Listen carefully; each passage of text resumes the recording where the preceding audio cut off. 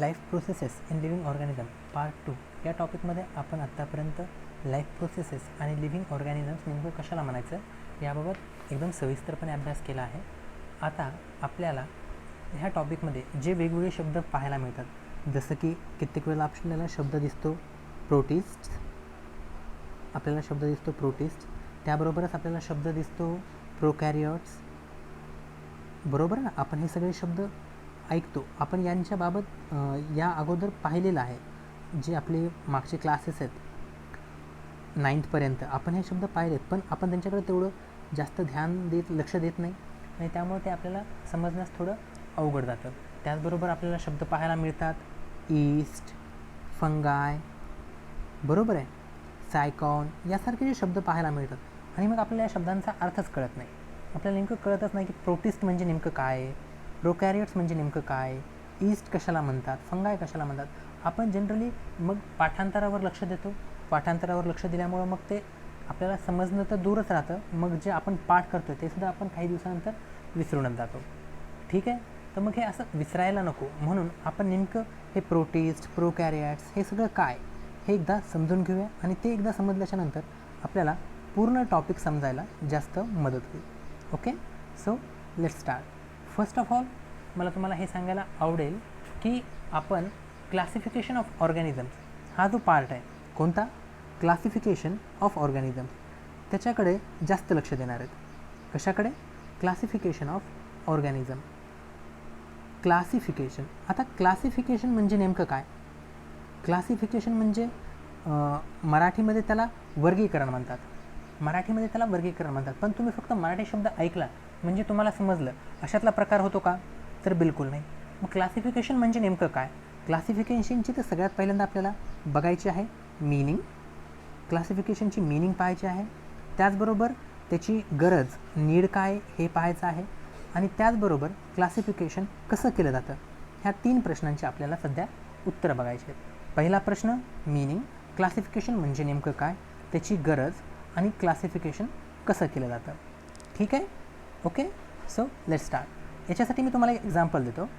मला सांगा, इथं तुम्हाला काय दिसतं आहे, बरोबर आहे, इथं तुम्हाला काही पुस्तकं दिसत आहेत, बरोबर आहे ना. मग आता या पुस्तकांपैकी काही पुस्तकं कोणती आहेत, काही पुस्तकं कादंबऱ्या आहेत, जशी की ब्रेड विनर, रोबो, पाउलो कोएल्होची ब्रेडा, द अल्केमिस्ट, परवाना, विद्रोह, आणि त्याचबरोबर शौजिया, आनंद यादवांची घरजावई, रॉबिन शर्मा यांचं who will cry after you die, बरोबर आहे.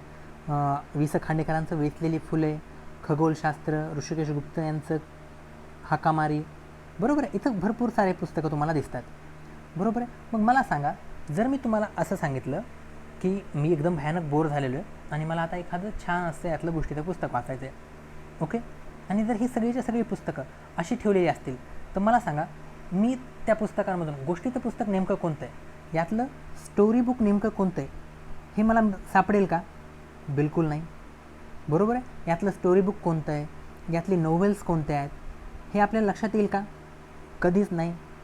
यातल्या शॉर्ट स्टोरीज, नोवेल्स किंवा मग ललित पद्य यांच्यापैकी कोणतीच गोष्ट आपल्याला लक्षात येणार नाही, बरोबर आहे. पण समजा मी जर याच पुस्तकांना अशा रीतीनं, हा जो सगळ्यात वरचा ब्लॉक आहे तुम्हाला दिसत असेलच, हा जो वरचा ब्लॉक आहे असं लावलं तर बरोबर आहे, तुम्हाला यात नावं दिसत आहेत. स्क्रीनच्या खाली पहा, पहिलं प्रेम, सत्यजित राय, मी भूत आणि इतर कथा, कथारूपी खगोलशास्त्र, दंशकाल, बरोबर आहे. तुम्हाला लक्षात येते ना मी काय नेमकं म्हणतो आहे.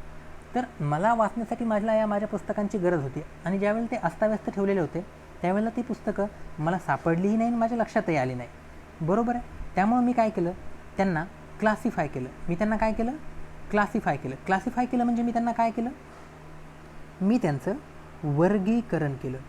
वर्गीकरण करणं म्हणजे काय, वर्गीकरण करणं म्हणजे जे सिमिलर ट्रेट्स आहेत, जे सिमिलर काय आहेत, ट्रेट्स आहेत.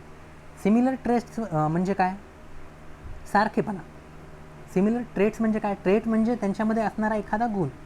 सिमिलर ट्रेट्सनुसार मी त्यांचं वर्गीकरण केलं आणि ते वर्गीकरण केल्याच्या नंतर मला ती पुस्तकं ऐन वेळेला सापडायला आणि त्याचबरोबर जेव्हा मला त्यांना वाचायचं आहे जेव्हा मला त्यांच्याबद्दल माहिती हवी आहे त्यावेळेला माहिती शोधायला सोपं पडलं. बरोबर आहे ना, तुमच्या लक्षात आलं. मग याच्यामुळं मला त्यांचं वर्गीकरण करणं, त्यांचं क्लासिफिकेशन करणं खूप जास्त गरजेचं होतं. ओके, तुमच्या लक्षात आलं. बरोबर आहे. मग आता ही झाली फक्त पुस्तकांची गोष्ट. म्हणजे बघा आता या फोटोमध्ये तुम्हाला जशी ही बुक्स दिसत आहेत, तुम्हाला ही जशी बुक्स दिसत आहेत तशी या नेक्स्टवाल्या स्लाईडमध्ये दिसत आहेत का? नाही. इथे मी त्यांना काय केलं, इथे मी त्यांना सुरुवातीला फक्त आणि फक्त उचलून ठेवलं आहे.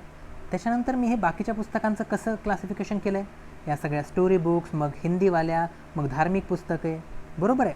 मी अशा रीतीने त्यांचं क्लासिफिकेशन केलं आहे. मग आता ही तर फक्त माझ्या पुस्तकांची एक छोटीशी गोष्ट होती, माझ्या पुस्तकांबाबतचा एक हा छोटासा किस्सा होता, प्रसंग होता.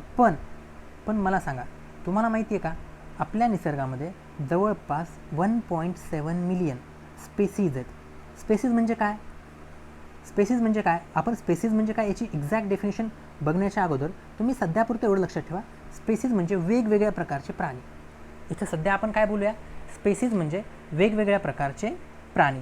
ठीक आहे. 1.7 मिलियन म्हणजे जवळपास 17 लाख काय आहेत, प्राणी आहेत, प्राण्यांचे प्रकार आहेत. 17 लाख प्रकारचे प्राण्यांचे प्रकार आहेत.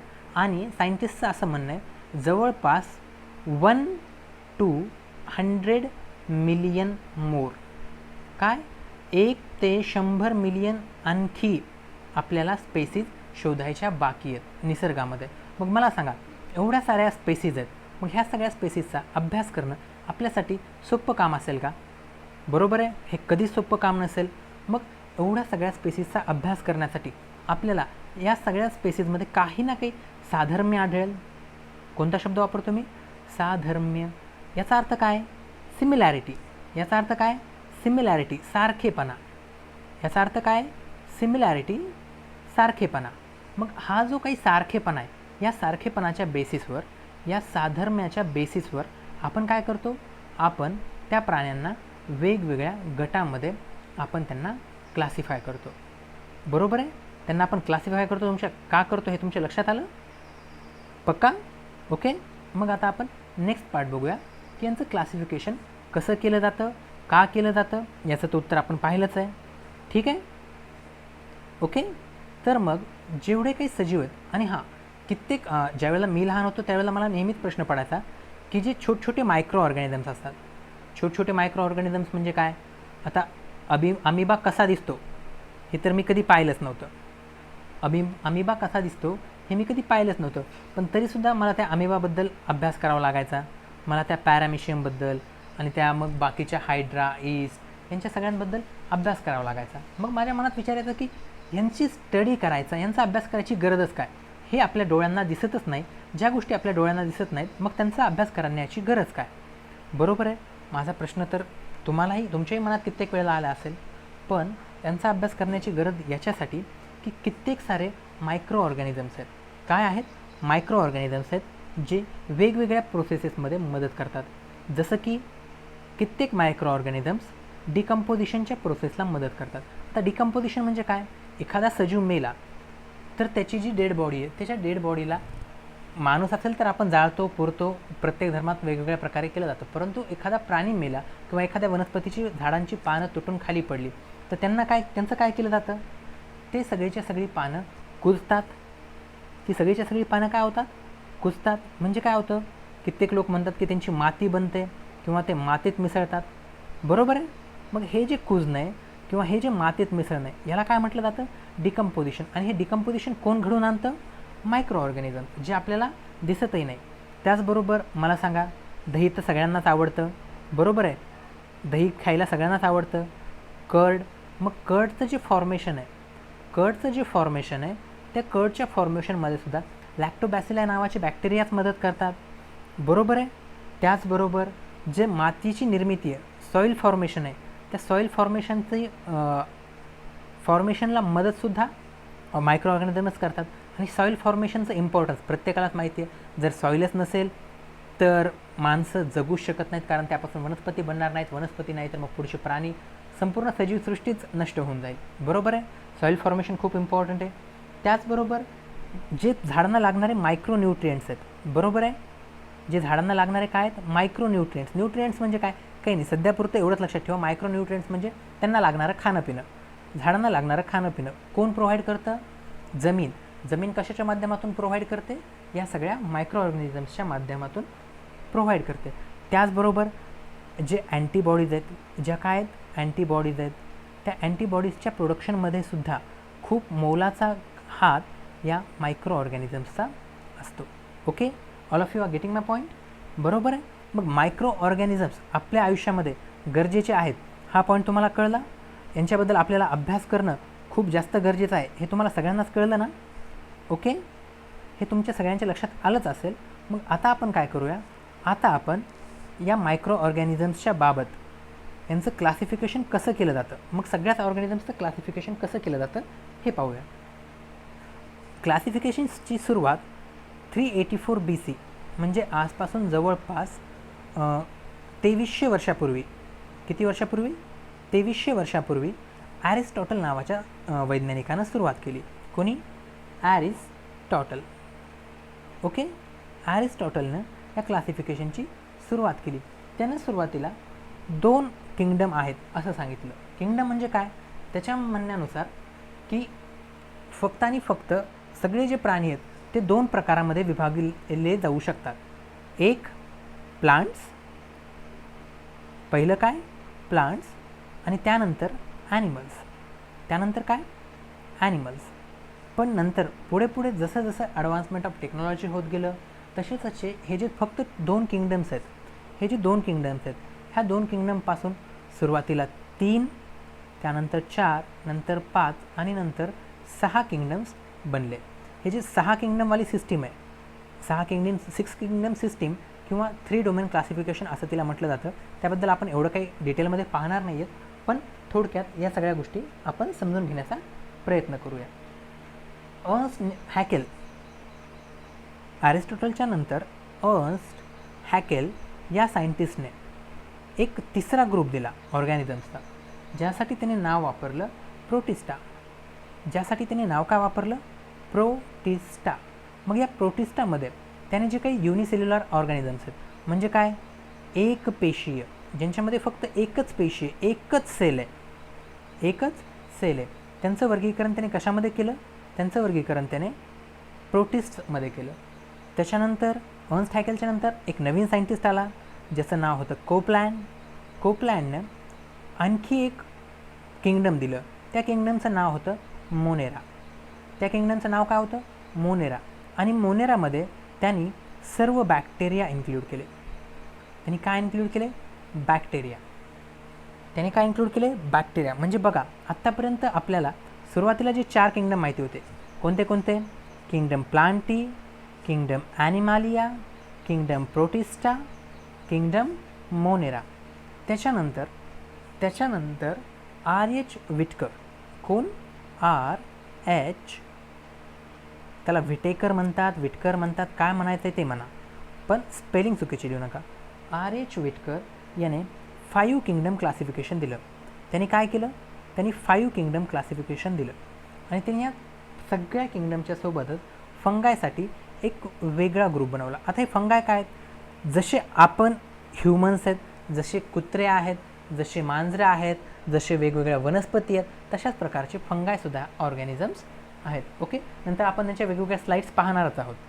ओके, ठीक आहे.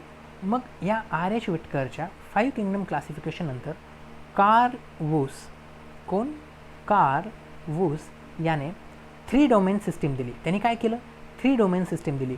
आता ही 3 डोमेन सिस्टीम काय, काही नाही, त्याच्या म्हणण्यानुसार ऑर्गॅनिझम्स जे आहेत, ऑर्गॅनिझम्स मुख्य 3 प्रकारामध्ये डिवाईड केले जातात.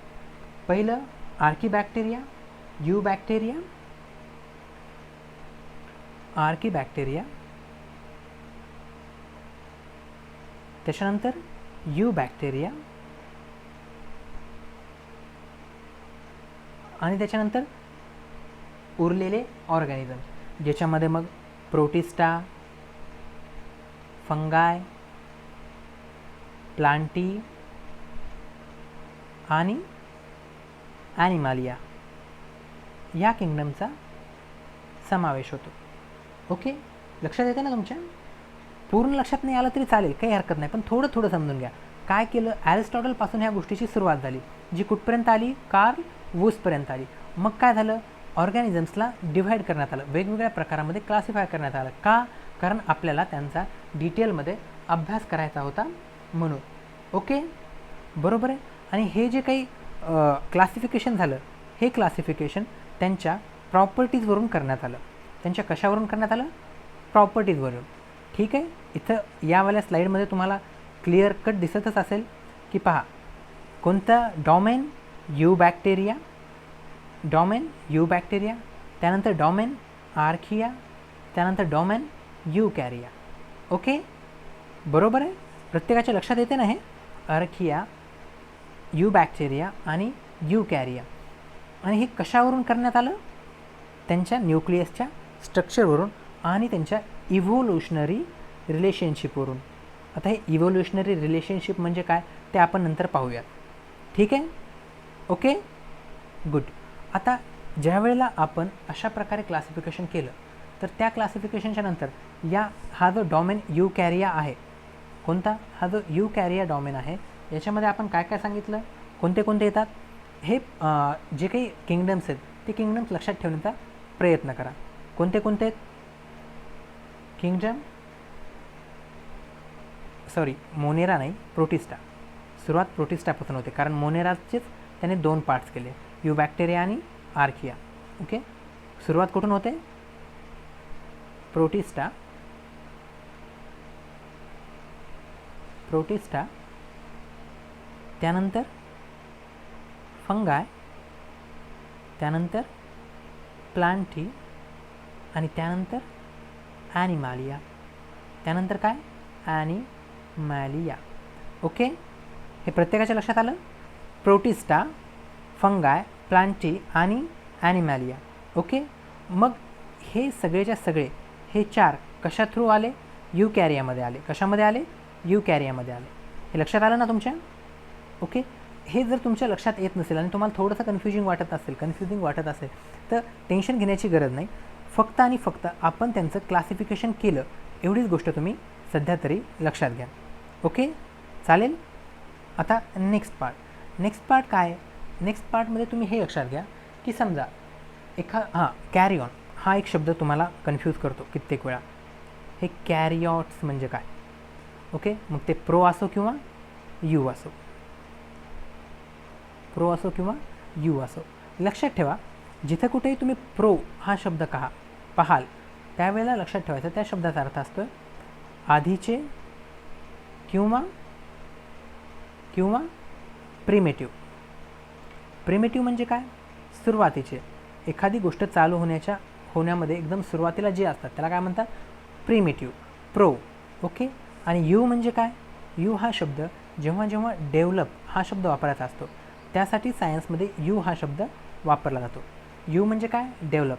आणि कॅरी ऑन, आणि काय, कॅरी ऑन या शब्दाचा अर्थ असतो न्यूक्लियस. या शब्दाचा अर्थ काय असतो, न्यूक्लियस. ओके, गॉट माय पॉईंट, प्रत्येकाच्या लक्षात आलं. ठीक आहे, मग आता आपण काय करूया, आता आपण हे जे काही क्लासिफिकेशन झालं त्या क्लासिफिकेशनबद्दल थोडक्यात आणखी थोडी जास्त इन्फॉर्मेशन पाहूया. ठीक आहे, मग त्याच्यामध्ये आपण प्रोटिस्टाबद्दलची इन्फॉर्मेशन पाहूया, त्याचबरोबर मोनेराबद्दलची तर पण पाहूया, त्यानंतर फंगाय, प्लांटी आणि ॲनिमलिया यांच्याबद्दल आपण डिटेलमध्ये इन्फॉर्मेशन पाहूया. Okay, stay with me. Okay, मोबाईलला थोडंसं उलटं पकडा आणि ही गोष्ट लक्षात घ्या.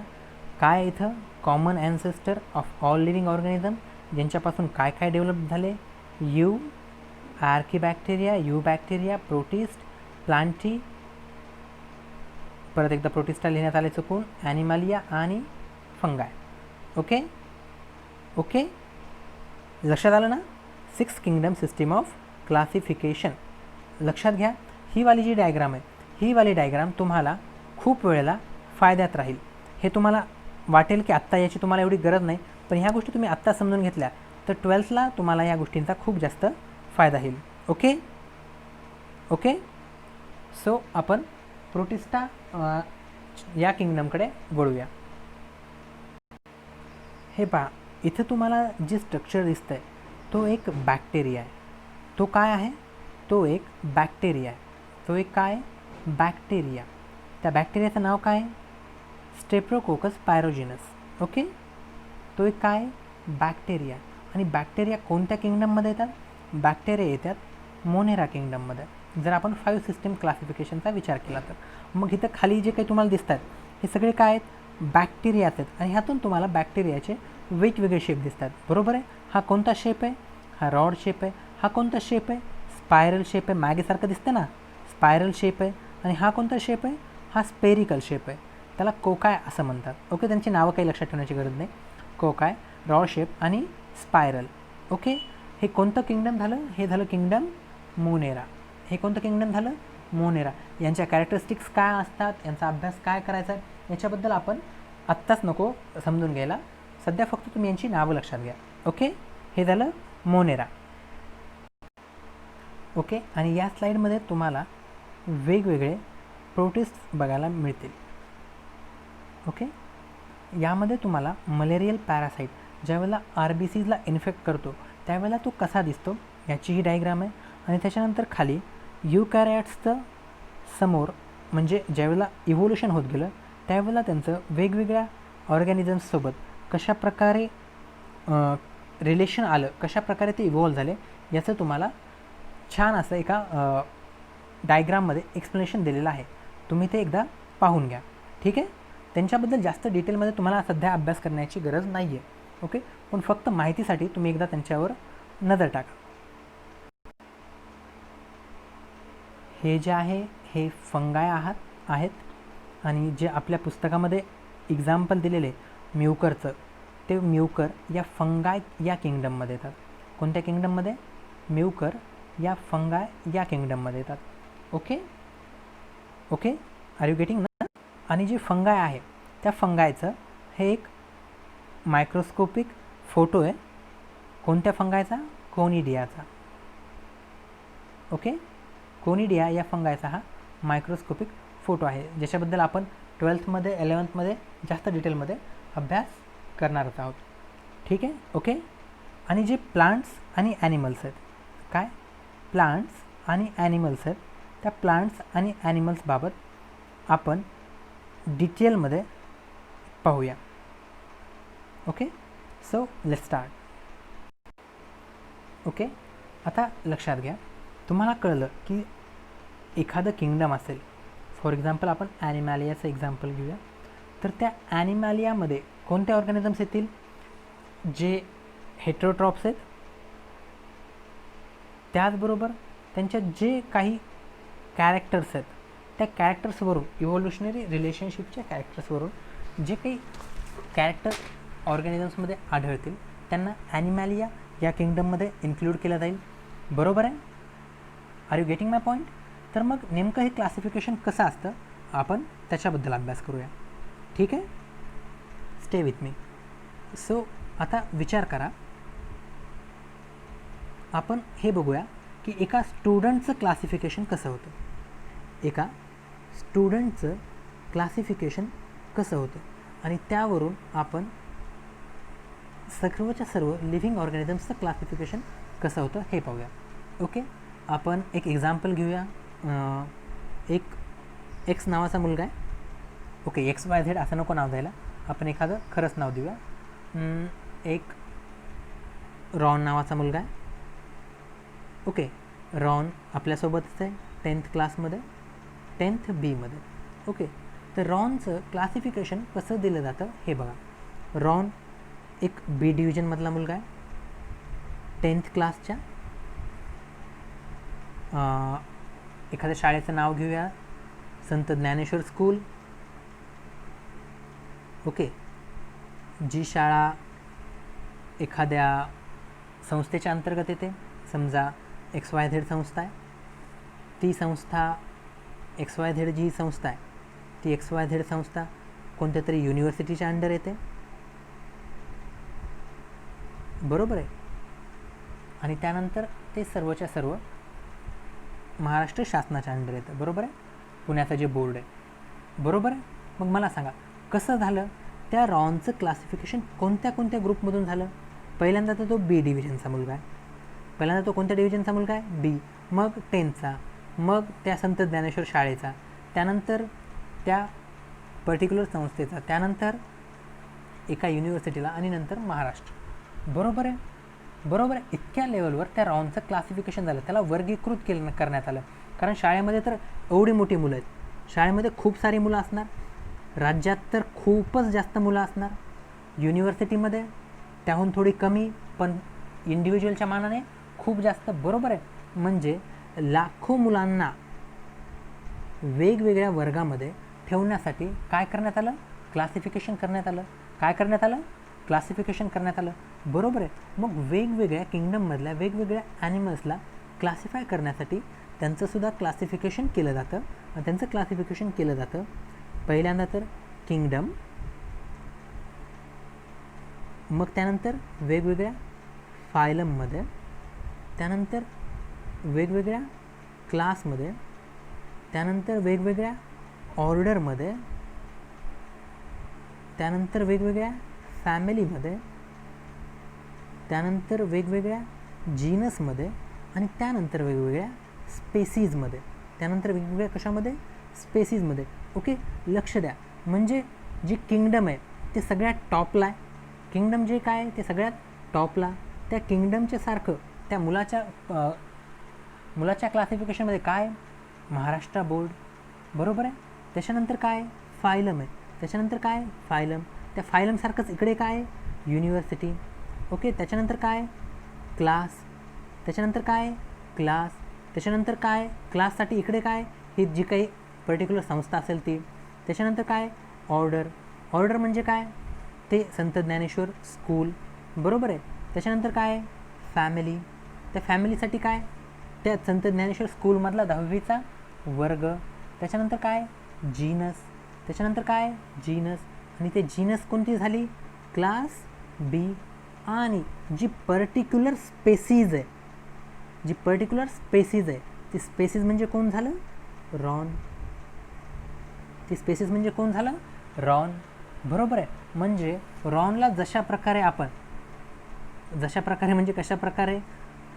बी स्टँडर्डचा, 10th संत ज्ञानेश्वर स्कूलमधला, XYZ संस्थेचा, पुणे बोर्डाचा, पुणे युनिव्हर्सिटीच्या, महाराष्ट्र बोर्डाचा स्टुडंट. अशा प्रकारे एका विद्यार्थ्याचं जसं क्लासिफिकेशन होतं तसंच क्लासिफिकेशन इकडे कशाचं होतं? ॲनिमल्सचं, प्लांट्सचं, फंगायचं, बॅक्टेरियाजचं, यांचंसुद्धा होत असतं. ओके. मग आता हे kingdom, phylum, class, order, family, genus, species हे काय आहेत? यांच्याबद्दल तुम्हाला डिटेलमध्ये अभ्यास करायची काही गरज नाही. फक्त लक्षात ठेवा की हे असं त्यांचं क्लासिफिकेशन होतं. वेगवेगळ्या किंगडममध्ये, वेगवेगळ्या फायलममध्ये, वेगवेगळ्या क्लासेसमध्ये, वेगवेगळ्या ऑर्डरमध्ये, फॅमिलीमध्ये, जीनसमध्ये आणि स्पेसीजमध्ये. ओके. आपण याचं एक एक्झाम्पल पाहूया म्हणजे तुमच्या ते आणखीन जास्त चांगल्या लक्षात येईल. ठीक आहे. आता बघा, आता इथं आपण कशाचा विचार करतो आहे? इथं आपण विचार करतो आहे ह्युमन्सचा, किंगडम ॲनिमालियाचा. कोणत्या किंगडमचा?